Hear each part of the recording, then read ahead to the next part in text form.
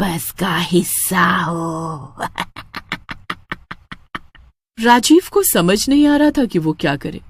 बस एक भयानक जोर की आवाज के साथ हिलने लगी।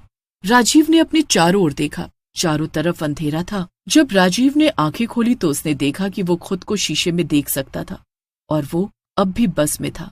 तभी भूतिया कंडक्टर उसके सामने आ गया।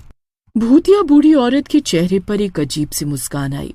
कई साल पहले एक रात ठीक इसी समय इसी रास्ते पर एक भयानक हादसा हुआ था। ये बस धीरनगर जा रही थी, लेकिन ड्राइवर ने एक गलत मोड़ ले लिया और बस सीधे पहाड़ी से नीचे गिर गई। बस में बैठे सभी यात्री मारे गए, पर उनकी आत्माएं अब भी इस बस में कैद हैं। ये सुनकर राजीव की आंखें चौड़ी हो गई और उसने हैरानी से पूछा, तो क्या ये बस मरी हुई आत्माओं की बस है?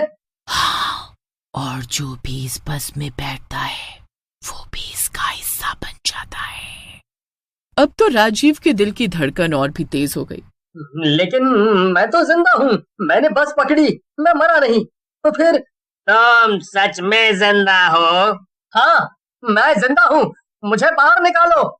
लेकिन तभी बस की खिड़की पर किसी ने दस्तक दी और राजीव ने देखा कि बाहर सड़क पर पुलिस की एक गाड़ी खड़ी थी और 2 पुलिस वाले वहां खड़े थे।